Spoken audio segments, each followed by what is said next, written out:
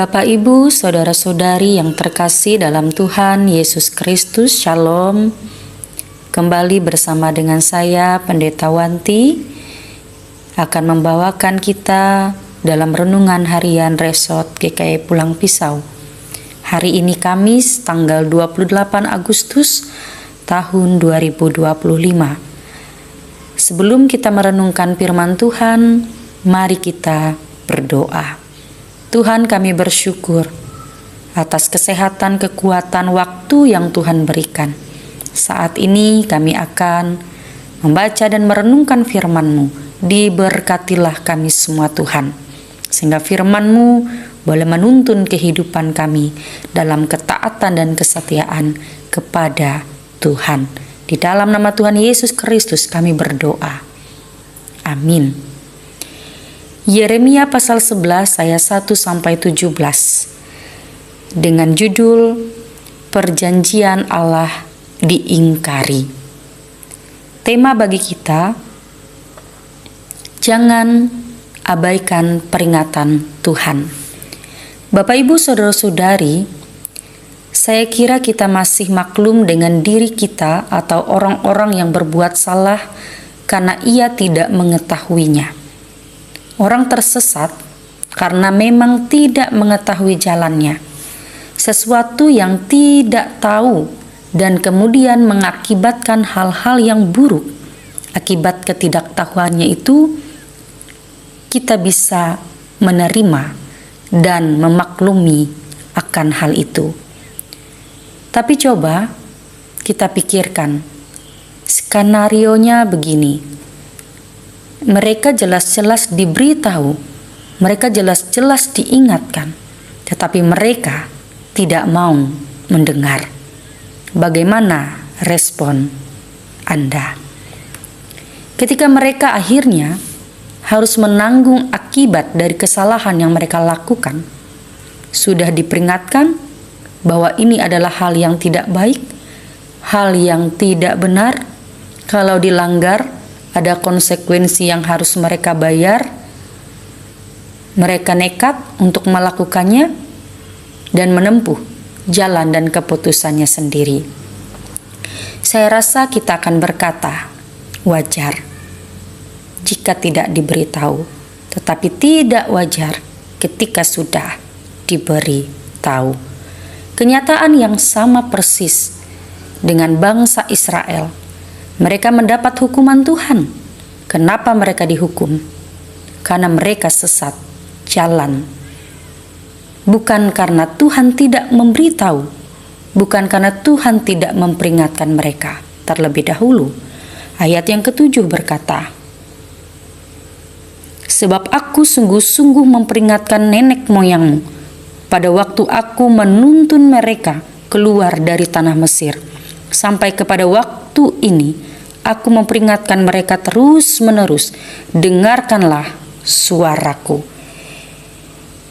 Saudara-saudari, ingat Tuhan memperingatkan mereka tidak hanya sekali, 2 kali, 3 kali, tapi Tuhan memperingatkan terus-menerus. Dari sejak zaman mereka keluar dari Mesir hingga zaman sekarang Tuhan memperingatkan mereka. Tetapi ayat yang ke-8 dikatakan, tetapi mereka tidak mau mendengarkan ataupun memperhatikannya, melainkan mereka masing-masing mengikuti kedegilan hatinya yang jahat.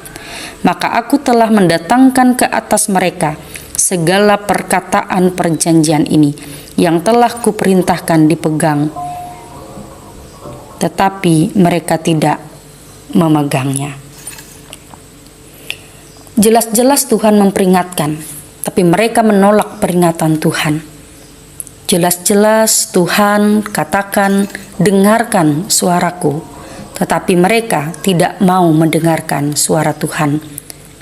Jelas-jelas Tuhan menuntun mereka, tapi mereka mengambil jalan mereka sendiri dan menuruti kedegilan hati mereka. Ayat yang ke-11, sebab itu beginilah firman Tuhan, sesungguhnya aku mendatangkan ke atas mereka malapetaka yang tidak dapat mereka hindari. Dan apabila mereka berseru-seru kepadaku, maka aku tidak akan mendengarkan mereka. Akhirnya Tuhan menyerahkan dosa, kejahatan, kesesatan mereka kepada hukuman.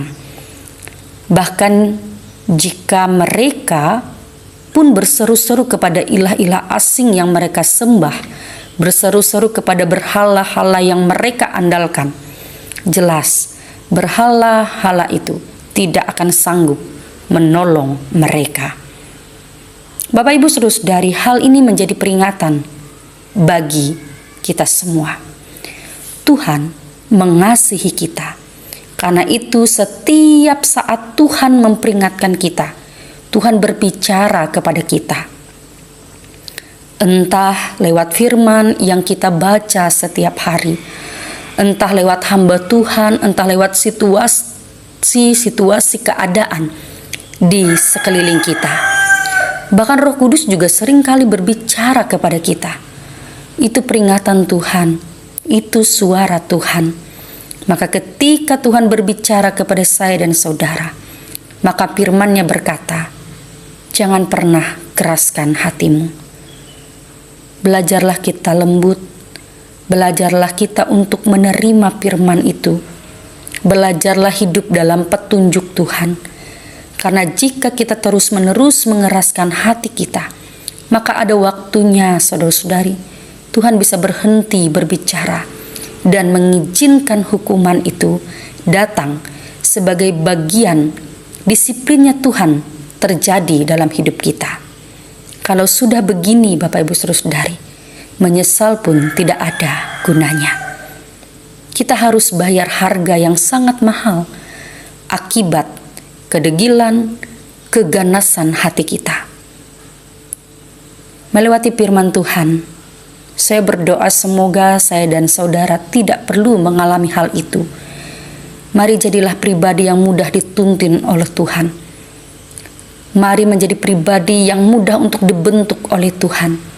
Marilah menjadi pribadi yang mudah diajar oleh Tuhan, sehingga kita menerima berkat, pengasihan dan keselamatan yang berasal dari Tuhan. Amin. Mari berdoa. Kami bersyukur kepadamu Tuhan atas kebaikan-Mu dalam kasih-Mu. Kami menyerahkan seluruh keberadaan kehidupan kami. Kami berdoa terkhususnya bagi jemaat GKI Bereng Gereja Kasih. Tuhan memberkati kehidupan mereka, memberkati keluarga, memberkati usaha pekerjaan, sawah ladang kebun ternak mereka, memberkati setiap persekutuan dan penata layanan mereka. Tuhan juga memberkati setiap hal yang mereka perbuat. Bahkan juga pendeta, hamba-hamba Tuhan, penatua dan diakon yang melayani, kesetiaan ada dalam kehidupan mereka. Nama Tuhan dipuji dan dimuliakan. Terima kasih Tuhan, kami serahkan seluruh keberadaan kehidupan seluruh jemaat kami yang ada di Jemaat GKI Bereng Kasih, agar mereka hidup sehati, sepikir, seia, sekata, membangun gereja, membangun jemaat-Mu dengan penuh kemuliaan yang berasal dari Tuhan. Terima kasih Tuhan, kami serahkan seluruh keberadaan kehidupan kami, saudara-saudari kami yang mendengarkan firman-Mu, kami dikuatkan dalam kesetiaan kepada Tuhan. Di dalam nama Tuhan Yesus Kristus kami berdoa. Amin.